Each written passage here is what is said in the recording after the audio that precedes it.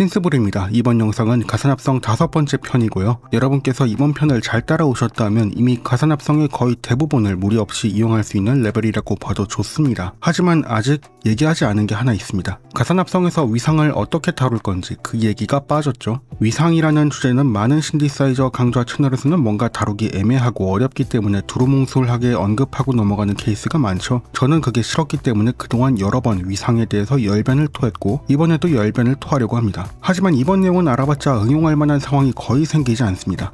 응용이라고 한다면 제가 위상 보존이라고 이름 붙인 테크닉이 있기는 하죠. 하지만 그건 가산합성과 웨이브 테이블이 공존해야만 가능한 기술입니다. 이번 영상에서는 오로지 가산합성만을 다룰 때 위상을 어떻게 다루어야 할지를 말씀드려 보겠습니다. 하지만 여기까지 신경 써서 디자인하는 건 순전히 사운드 디자이너 본인만이 알 수 있는 디테일입니다. 다른 사람들은 당신의 노력을 몰라줄 확률이 높아요. 장황한 설명에 비해 얻어갈 것이 별로 없을 텐데 그럼에도 불구하고 굳이 시청하시겠다면 본론을 시작해보죠. 잠시 위상에 대해 복습해볼 겁니다. 이미 내용을 다 아신다면 아래 시간으로 건너뛰어 주시고요. 자, 지금 보시는 건 하머입니다. 제가 가장 좋아하는 가산합성 신스이고요. 이번 강좌에 써먹기 좋아 보입니다. 일단 기본적인 것부터 다시 훑어보죠. 같은 채널과 같은 주파수의 파형은 서로를 간섭합니다. 하머는 사일렌스처럼 두 개의 파트를 가지고 있습니다. 지금 보시는 건 A 파트고요. 톱니파가 재생되는데 B 파트에는 램프파, 즉 반전된 톱니파를 재생시켜보죠.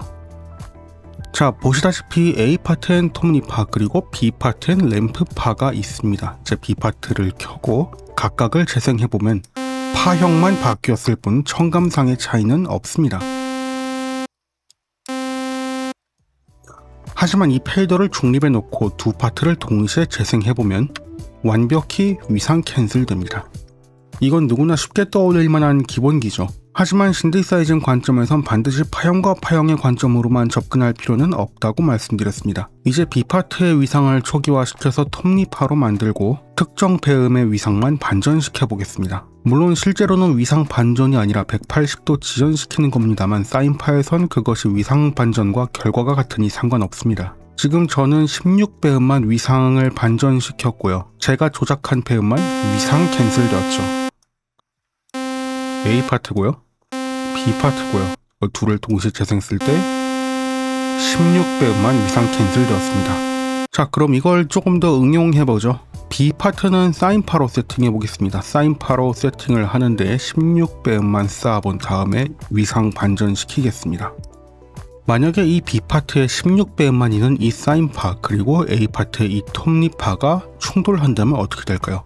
육안상으로는 당연히 계산이 안 되겠죠. 정상입니다. 우리의 머리는 반도체로 돌아가지 않으니까요.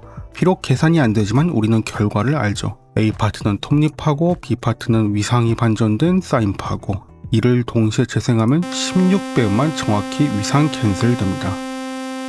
이 채널을 보시는 여러분은 파형 대 파형이 아니라 배음의 관점에서도 위상 캔슬이 된다는 그 관점을 이해하고 계실 것이기 때문에 톱니파와 반전된 사각파를 상쇄시켜서 톱니파의 옥타브를 올려버리는 기행도 굳이 하시려면 하실 수 있겠죠.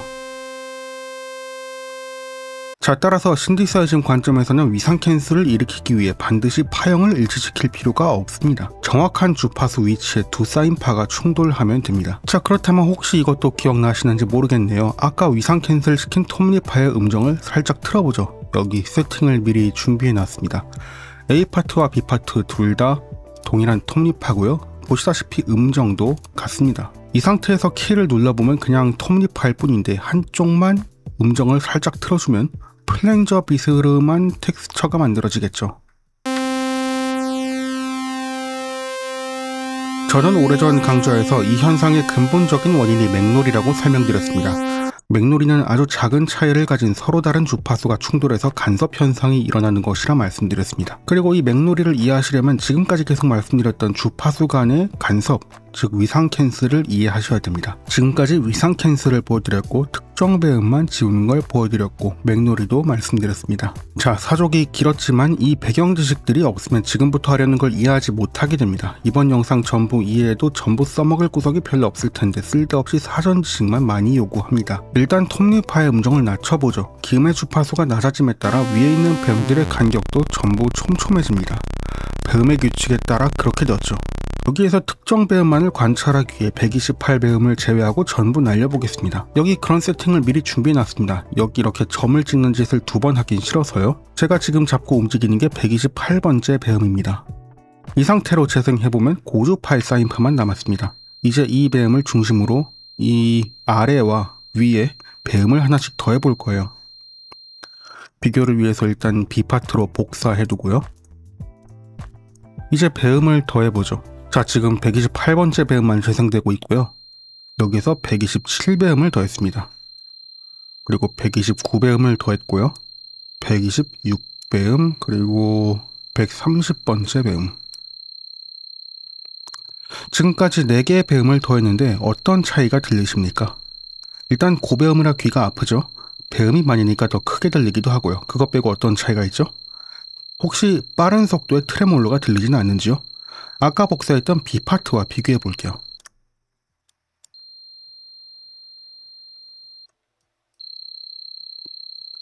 B파트와 비교해보니까 확연한 차이가 들리죠? 그렇다면 이번엔 중심과 그 주변의 배음만 지워보죠. 양쪽 끝배음만 남기는 겁니다. 지금 128배음을 지웠습니다. 그리고 127배음을 지우고 129배음도 지웠죠. 이렇게 126배음과 130배음은 남겼습니다. 지금 B파트와 비교해보면 음색은 약간 차이가 있지만 이전에 A파트에서 들렸던 트레몰로는 사라진 느낌이죠.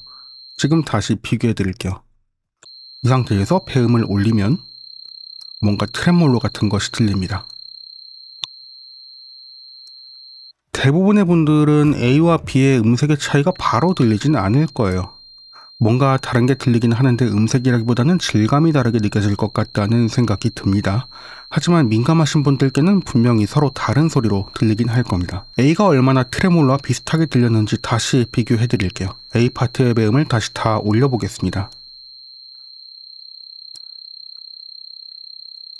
그리고 B 파트에다가 트레몰로를 빠르게 걸면 A와 거의 흡사하게 들리죠.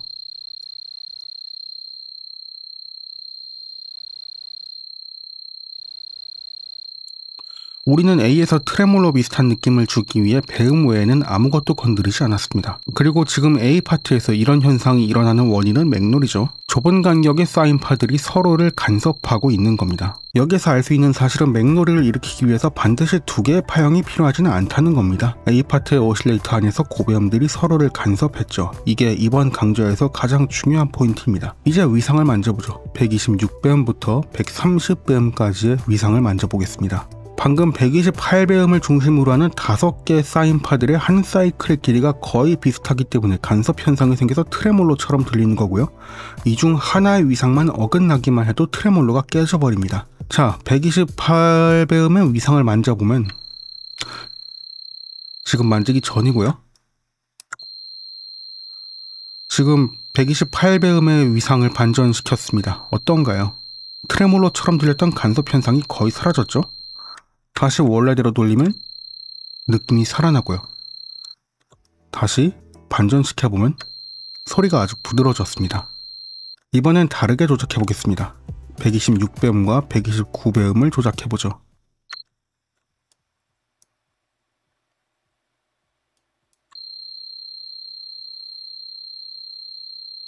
위상을 다루는 것만으로도 이렇게 음색이 달라질 수 있습니다. 자, 여기에서 또 하나 실험해볼 만한 주제가 있습니다. 우린 방금 고음역의 배음이 서로를 간섭하는 현상을 확인했습니다. 하지만 저음에서도 과연 똑같은 상황이 발생할까요? 방금 하모 세팅에서 고배음만 지우고 기음부터 8배음까지만 배음을 쌓았습니다. 그럼 기음부터 8배음까지의 위상을 바꿔보면 뭔가 달라질까요?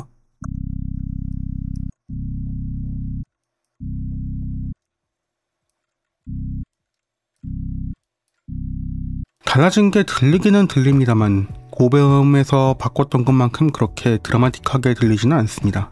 여기에서 또 하나 알 수 있는 사실, 사인파가 서로를 간섭하는, 즉 맥놀이가 들릴 만한 주파수의 경계는 음역대마다 다르다는 겁니다. 사람의 귀가 음역마다 소리를 민감하게 듣거나 덜 민감하게 듣는 차이가 있어서 그렇습니다만 자세한 이유는 지나가시는 전문가님의 댓글을 기대해보겠습니다. 하지만 이 실험을 통해 알 수 있는 사실이 있죠. 웨이브 테이블 없이 가산합성만을 다루는 상황이라면, 그리고 본인이 한 땀 한 땀 가산합성을 하는 상황이라면 저음에서 위상을 제어하는 건 거의 쓸모가 없는 짓이라는 결론이 나옵니다. 가산합성에서 위상을 다룰 때의 딜레마가 여기서 생기죠. 저음에서 위상을 건드리자니 큰 의미가 없고, 고음에서 위상을 건드리자니 귀 아프고, 본인만 아는 디테일이고 노력 대비 아웃풋이 크지 않고, 무엇보다 고배음까지 선수 배음을 쌓을 만한 상황 자체가 잘 없습니다. 이미 선수 고배음까지 컨트롤하는 상황이라면 이미 중저음 쪽에도 배음이 꽤나 많이 쌓였을 겁니다. 그 모든 배음을 사람이 컨트롤하는 건 한계가 있죠. 그렇기 때문에 저음에서나 고음에서나 위상을 다룰 만한 상황이 실제로는 별로 없습니다. 이게 바로 이 영상의 장황한 설명에 비해 여러분께서 얻어갈 만한 게 별로 없는 이유입니다.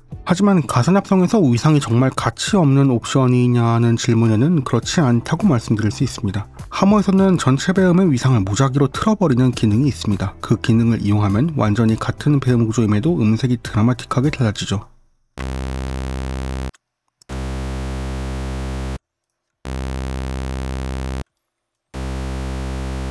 하지만 여전히 사람의 손으로 위상을 다루어서 이 정도의 드라마틱한 변화를 일으키는 건 어려울 겁니다. 가산합성에서 위상을 다루는 건 단순히 배음의 볼륨을 조절하는 것보다 훨씬 인지하기 어려운 부분을 다루는 거니까요. 우린 그저 가산합성에서 위상을 다루는 게 이 정도의 의미가 있다 정도로만 알고 넘어가도 좋을 겁니다. 지난 영상 이후로 거의 반년 만에 영상을 올렸는데 어찌저찌 마무리는 지었네요. 어쨌든 가산합성 편은 여기까지입니다.